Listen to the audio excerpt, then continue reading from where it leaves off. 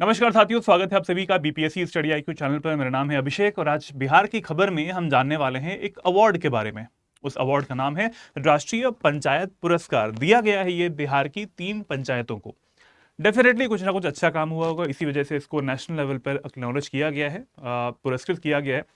कौन देता है ये अवार्ड, इस अवार्ड से होगा क्या, इस अवार्ड में क्या क्या चीज़ें सम्मिलित की गई थी, कि इसमें क्या प्राइज मनी होती है, वो भी हम आज डिस्कस करने वाले हैं इस वीडियो के अंदर। इस वीडियो को शुरुआत से अंत तक पूरा देखिएगा, आपके लिए काफ़ी इन्फॉर्मेटिव होने वाला है।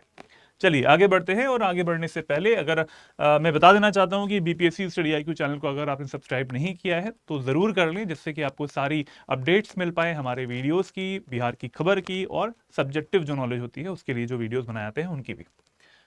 चलो आगे बढ़ते हैं। यहाँ पर मिनिस्ट्री ऑफ पंचायती राज की तरफ से पीआईबी में, प्रेस इंफॉर्मेशन ब्यूरो में, ये आर्टिकल भी आया था, नेशनल पंचायत अवार्ड्स। और यहाँ पर इसकी जो टैगलाइन है वो है ग्रामीण शासन और स्थायी विकास में उत्कृष्टता का उत्सव।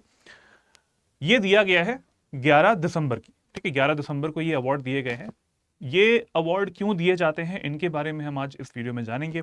और इनमें बिहार के तो जो 3 पंचायतें हैं उनको इंक्लूड किया गया है। दैट्स ए वेरी गुड, हम कह सकते हैं कि काम किया गया था वहां पर, इस वजह से इनको इंक्लूड किया गया यहाँ पर।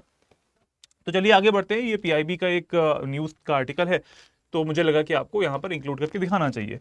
क्यों मैंने ये चीज़ दिखाई है, ये मैं आपको न्यूज़ के जो चैनल्स होते हैं उनके आर्टिकल्स भी दिखाता था, लेकिन अगर आपको कुछ इन्फॉर्मेशन चाहिए होती है किसी भी ऑथेंटिक सोर्स से, तो PIB is the authentic source, जो गवर्नमेंट की तरफ से एक सोर्स है। मिनिस्ट्री वाइज डेटा आता है यहाँ पर, मंत्रालयों की तरफ से जो भी इन्फॉर्मेशन आती है वो यहाँ से आप लोग देख सकते हैं, पीआईबी से, प्रेस इन्फॉर्मेशन ब्यूरो। चलो कुछ समय पहले की करीबन 6 दिसंबर के आसपास की ये न्यूज़ का आर्टिकल था कि जिले के 3 मुखिया राष्ट्रीय पंचायत पुरस्कार 2024 के लिए चयनित हुए हैं, नामित हुए हैं। तो ये जो 6 दिसंबर की न्यूज़ थी, ये किस जिले के बारे में बात कर रहे हैं? ये हम लोग बात कर रहे हैं नालंदा जिले के बारे में, ठीक है। वहीं से आते हैं ये 3 पंचायतें, और इन्हीं 3 पंचायतों के जो पंचायत प्रमुख हैं उन्हें अवार्ड मिला है फॉर द गुड वर्क जो कि उन्होंने किया हुआ है। नेशनल पंचायत अवार्ड्स की बात करेंगे, 2024 में राष्ट्रीय पंचायत पुरस्कार है ये वाले, विज्ञान भवन में दिए गए थे। नई दिल्ली में पड़ता है विज्ञान भवन, वहां पर दिए गए थे। किसने दिया था? तो आप यहां पर फोटो देख पा रहे हैं, हमारी राष्ट्रपति हैं श्रीमती द्रौपदी मुर्मू जी, और साथ में खड़े हुए हैं हमारे मिनिस्टर ऑफ पंचायती राज श्री राजीव रंजन सिंह। यहाँ पर है मिनिस्टर साहब, यहाँ पर है हमारी प्रेसिडेंट श्रीमती द्रौपदी मुर्मू जी। तो इनके द्वारा दिया गया है। अगर एग्जाम में कभी भी आए या फिर आपको खुद भी जानना हो कि कौन देता है, तो किसने दिया है? ये हमारे प्रेसिडेंट जो है उन्होंने दिया हुआ है, इस अवार्ड को कन्फर किया है। इस जगह पे आपको दिख रहा होगा कि ये माई जीओवी जो कि गवर्नमेंट की तरफ से एक प्लेटफॉर्म है, वहां पर ये सारी चीज़ें शेयर भी होती हैं। मैं आपको यहाँ पर पूरी तरीके से एक एक चीज़ बताऊंगा। नेशनल पंचायत अवार्ड्स 2024 किसने दिया है भाई? ये दिया है honourable president of India Shrimati Draupadi Murmu ji ने ये प्रेजेंट किया है। क्या क्या चीज़ें हैं? 11 दिसंबर को दिया गया था ये, और विज्ञान भवन में दिया है। यहाँ पर 3 जो नीचे की तरफ यहाँ पर वैल्यूज लिखी हैं वो बहुत ज़रूरी हैं, इसके बारे में बता देता हूं। इसमें 45 अवार्डीज जो हैं आपको इस अवार्ड के अंतर्गत दिए गए। ये जो अवार्ड है ये 45 लोगों को, 45 अवार्डीज को दिया गया है, 45 लोगों को दिया गया है। 1.94 लाख इसमें ग्राम पंचायत इसमें कवर हो रही थी। 1.94 लाख जो है ग्राम पंचायत ने इस अवार्ड में पार्टिसिपेट किया हुआ था। इनमें से अवार्ड दिया गया है 45 को। 42% ऑफ द अवार्डीज जो है वो panchayat led by women. It means 42% जो पंचायतें हैं जिन्हें अवार्ड मिला है वो वुमेन लेड हैं, महिलाओं के द्वारा वो रन की जाती हैं, वो महिलाएं उनकी शीर्ष नेतृत्व कर रही होती हैं। तो ये एक बहुत बड़ा पॉइंट है आपके आने वाले मेंस एग्जामिनेशन के लिए भी। अगर आप तैयारी कर रहे हैं मेंस की, तो वहां पर आप इस पॉइंट को मेंशन कर सकते हैं, ठीक है, इस पॉइंट को, क्योंकि लोकल लेवल का जो एडमिनिस्ट्रेशन होता है उसमें अगर सरकार की तरफ से या फिर कोई, हम कह सकते हैं कि राष्ट्रपति की तरफ से, मिनिस्ट्रीज की तरफ से अगर एक्नॉलेजमेंट होता है महिला सशक्तिकरण में, अगर आप इस पॉइंट को लिख सकते हैं तो जरूर लिखें, ठीक है। ये क्योंकि 42% जो है awardees are panchayat led by women है। This point is very important for your mains point, ठीक है। चलो जानने के लिए भी बड़ी अच्छी बात है कि भाई उन्हें दिया गया है। अब ये जो अवार्डीज हैं ये हैं कौन से, नालंदा जिले में आते हैं ये सारे पंचायतें, और किन किन पंचायतों को दिया गया है। पहला नाम है अभय कुमार सिंह है, ये कहाँ के मुखिया हैं, ये है बेन प्रखंड के अकौना पंचायत, बेन प्रखंड के अकौना पंचायत राज के मुखिया हैं अभय कुमार सिंह, इनको दिया गया है। अगले हैं गिरियक प्रखंड के चोरसुआ पंचायत राज के मुखिया चंदन कुमार को दिया गया है। और यहाँ पर तीसरे हैं एकंगर सराय प्रखंड के पार्थू पंचायत राज के मुखिया कुमारी तृप्ति। तो यहाँ पर भी एक वुमेन है जो कि जिन्हें अवार्ड दिया गया है। That's a very good gesture also. Bihar से 3 पंचायतों को चुना गया था, उनमें से एक जो है वो महिला है। ठीक है, इस इवेंट में इसी नेशनल पंचायत जो अवार्ड्स हैं 2024 वाले, ये दिसंबर में 11 दिसंबर को जो हुआ है, इसमें एक बुक को भी अनवील किया गया है। कभी कभी ऐसा होता है कि एग्जाम्स में पूछ लेते हैं, या फिर जानने के लिए भी आप यहाँ पर इस बुक का नाम देख सकते हैं, best practices on works of awardee panchayat. तो ये एक बुक का नाम है जो कि इसी इवेंट में अनवील करी गई थी। किसने किया था? हमारी president, honourable president of India Shrimati Draupadi Murmu ji ने किया था। चलिए आगे जानते हैं। यहां पर एक टेबल दिखाई दे रही होगी आपको। इस टेबल में बस हमें क्या चीज फोकस करनी है, हमें बिहार को फोकस करना है, और बिहार को कौन सा अवार्ड मिला है वो देख लेते हैं। तो बिहार यहां पर आ रहा है तीसरे नंबर पे आ रहा है। उसको 3 मिले हुए हैं, ग्राम पंचायत के लेवल पर जो अवार्ड है वो भी इसको 3 मिले हुए हैं। और कौन सा अवार्ड मिला है? दीनदयाल उपाध्याय पंचायत सतत विकास पुरस्कार। कौन सा दिया है? दीनदयाल उपाध्याय पंचायत सतत विकास पुरस्कार दिया गया है इसको। ठीक है, ये वाला अवार्ड काफी इंपॉर्टेंट हो गया। ठीक है, अब ये वैसे तो बहुत सारे अवार्ड्स दिए गए हैं। ठीक है, अन्य जैसे राज्य हैं, आंध्र प्रदेश को 4 मिले हैं ये अवार्ड, असम को 1 मिला हुआ है, छत्तीसगढ़ को 1 मिला हुआ है। बाकी अदर स्टेट्स हैं जैसे कि त्रिपुरा नॉर्थ ईस्टर्न एक स्टेट है, उसको 4 अवार्ड मिले हैं। तो उन अवार्ड्स में दीनदयाल उपाध्याय पंचायत सतत विकास पुरस्कार में से बिहार को 3 मिले हैं, और यही आज का हमारा वीडियो भी है। टोटल मिला के कितने हो जाते हैं? टोटल मिला के 45, मैंने आपको बताया था अभी इससे पहले वाली स्लाइड में, 45 अवार्ड्स दिए गए। लेकिन यहां पर तो 27 ही आ रहे हैं टोटल। अलग अलग अवार्ड्स की कैटेगरीज आती हैं। पहला अवार्ड है यहाँ पर जो कि अभी मैंने बताया आपको, दीनदयाल उपाध्याय पंचायत सतत विकास पुरस्कार। दूसरा वाला जो है वो अवार्ड आता है नानाजी देशमुख सर्वोत्तम पंचायत सतत विकास पुरस्कार। ये नहीं दिया गया है, ग्राम पंचायत को दिया जाता है, ये ब्लॉक पंचायत को दिया जाता है। तीसरा आता है यहाँ पर डिस्ट्रिक्ट पंचायत से, इनको भी दिया जाता है। तो ये अवार्ड नहीं मिला है, जो नहीं मिला है वो भी बता दे रहा हूं। उसके बाद आता है ग्राम पंचायत को मिलता है ग्राम ऊर्जा स्वराज विशेष पंचायत पुरस्कार, ये भी नहीं मिला है बिहार को जो मिला है वो मैंने आपको बता दिया। एक और अवार्ड है जो कि मिलता है, ये श्रेणियां हैं, अलग अलग कैटेगरीज बनी हुई हैं। कार्बन न्यूट्रल विशेष पंचायत पुरस्कार, ये भी एक श्रेणी है। पंचायत क्षमता निर्माण सर्वोत्तम संस्थान पुरस्कार, ये भी इंस्टीट्यूशंस को दिया जाता है बेसिकली। ठीक है, जो भी इंस्टीट्यूशंस काम कर रहे होते हैं ग्रामीण क्षेत्रों में, उनको दिया जाता है। तो ये सारे अवार्ड्स की कैटेगरीज हैं जो कि नेशनल पंचायती जो अवार्ड्स होते हैं, पंचायत अवार्ड्स होते हैं, उसमें दिया जाता है। हमें जो कि बिहार से रिलेटेड है, तो यहां पर हमें कौन से मिले हैं? दीनदयाल उपाध्याय पंचायत सतत विकास पुरस्कार। याद रखने के लिए इतना काफी है। चलो आगे बढ़ते हैं भाई। हाँ, कितना अमाउंट मिला है अवार्ड के रूप में? भाई अवार्ड तो मिला है, लेकिन कितना अमाउंट मिला है वो जान लेते हैं। तो नेशनल पंचायत अवार्ड्स 2024 में जो मनी यहाँ पर असाइन हुआ है वो कितना हुआ है? देखिए, पहला मैंने बताया आपको, दीनदयाल उपाध्याय पंचायत सतत विकास पुरस्कार में 27 अवार्डीज थे, उनको 20.25 करोड़ रुपए मिले। 20.25 करोड़ रुपए उन्हें मिले हैं, और वो डिस्ट्रीब्यूशन सब में हो जाएगा। 27 जो यहाँ पर अवार्डीज थे उनको मिले थे, तो उस पर सब में डिस्ट्रीब्यूट हो जाएगा। उनमें से 3 पंचायतें हमारे बिहार से भी आती हैं। किस जगह से आती है? नालंदा जिले से आ रही थी। ठीक है, नालंदा जिले से आ रही थी, उस जिले की 3 पंचायतें। इसके अलावा जो मैंने अभी अवार्ड्स बताया आपको, नानाजी देशमुख सर्वोत्तम पंचायत सतत विकास पुरस्कार, इसमें 19 करोड़ दिए गए हैं 9 अवार्डीज को। स्पेशल कैटेगरी जो अवार्ड्स है उसमें 6.75 करोड़ दिए गए हैं 9 अवार्डीज को। ठीक है, तो हमें ये उतना ध्यान नहीं देना, हमें इसको फोकस करना है क्योंकि बिहार में ये वाले अवार्ड्स मिले थे। चलो आगे बढ़ते हैं और यहाँ पे जान लेते हैं कि इस अवार्ड के ऑब्जेक्टिव क्या हैं, क्यों ये दिए जाते हैं, इनका उद्देश्य क्या होता है। तो जो पहला उद्देश्य आप सामने देख पा रहे हैं वो यही है कि ग्रामीण भारत के सामाजिक आर्थिक विकास में पंचायतों के योगदान को बढ़ावा देना। देखिए, हमेशा हमें ये पता रहता है कि इसका स्ट्रक्चर कैसे है। ऊपर से नीचे जो है वो जो केंद्र स्तर पर, उसके बाद में राज्य स्तर पर, उसके राज्य के बाद में ब्लॉक स्तर होता है, फिर ग्रामीण स्तर होता है। तो इस तरीके से एक पूरा स्ट्रक्चर बना हुआ है, उस स्ट्रक्चर के को फॉलो करते हुए ही एडमिनिस्ट्रेशन भी करना होता है। ग्रामीण क्षेत्रों में ग्राम पंचायतें होती हैं और उन पंचायतों में एक स्ट्रक्चर को फॉलो करना जरूरी होता है, जो कि एक डिसेंट्रलाइजेशन ऑफ द पावर्स भी बोला जाता है। ठीक है, शक्तियों का एक तरीके से केंद्रीकरण ना हो पाए, विकेंद्रीकरण जो है वो यहां पर हम फोकस कर पाते हैं। तो यहां पर एक मेन फोकस वो क्या पॉइंट है, यहां पर सामाजिक आर्थिक विकास होना चाहिए। इस पॉइंट पर सबसे ज्यादा फोकस होना चाहिए किसी भी ग्राम पंचायत का, और यही इसका उद्देश्य भी है। अगला पॉइंट यहां पर आता है समावेशी विकास। हमेशा देखते हैं आजकल, हमेशा हर बुक में, हर रिपोर्ट में समावेशी विकास के बारे में बातें की जाती हैं। सस्टेनेबल डेवलपमेंट जो है और इंक्लूसिव डेवलपमेंट जो है उसके बारे में बात की जाती है।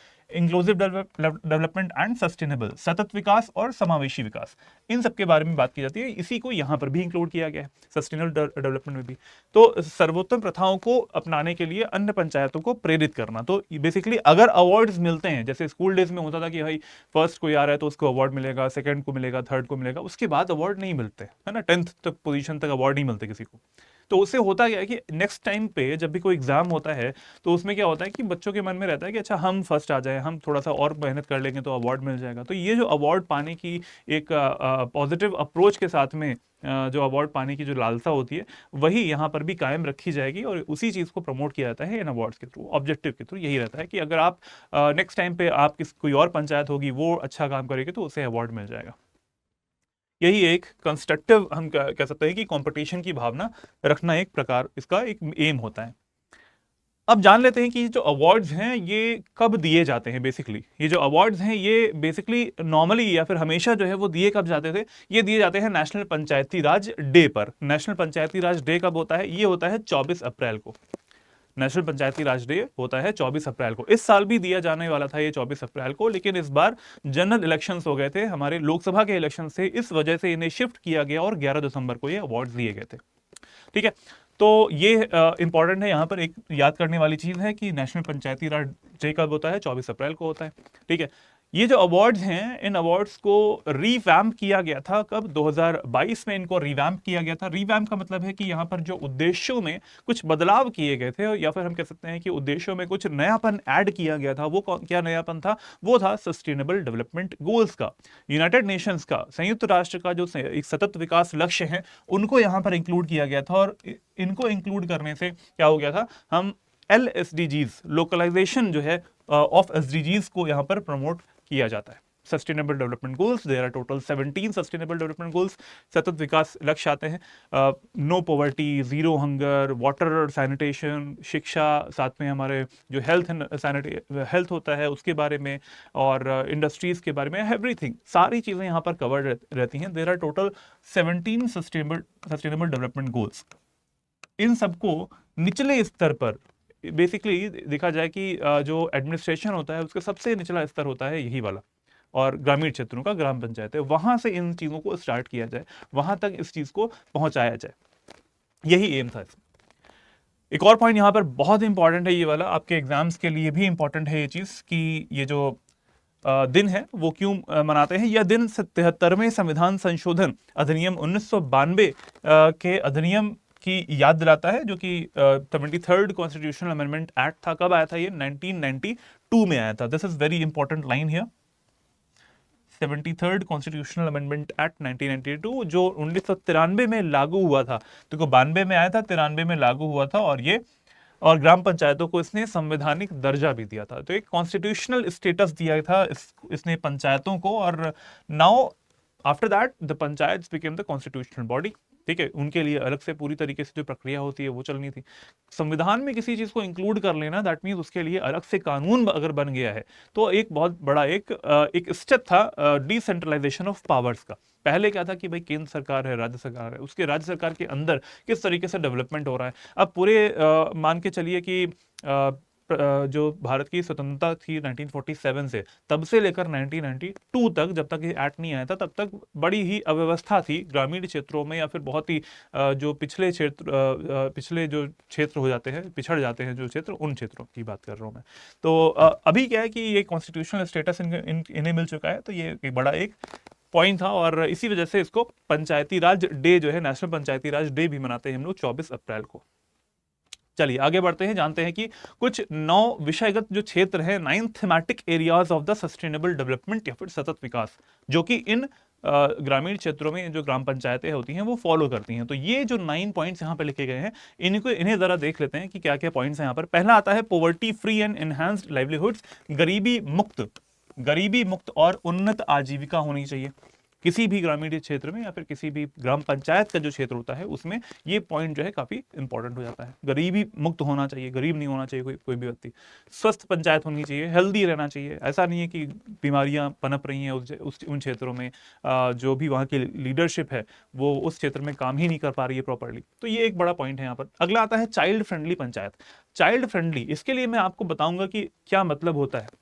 हो सकता है कि आपको ये समझ में आ गया हो या फिर शायद समझ में ना आया हो प्रॉपरली। इसके बारे में मैं आपको यहाँ पे बता दे रहा हूँ, अलग से बता देता हूँ कि यूनिसेफ की तरफ से, यूनिसेफ जो है यूनाइटेड नेशंस की एक बॉडी है, उसकी तरफ से चाइल्ड फ्रेंडली पंचायत होती क्या है वो जान लेते हैं।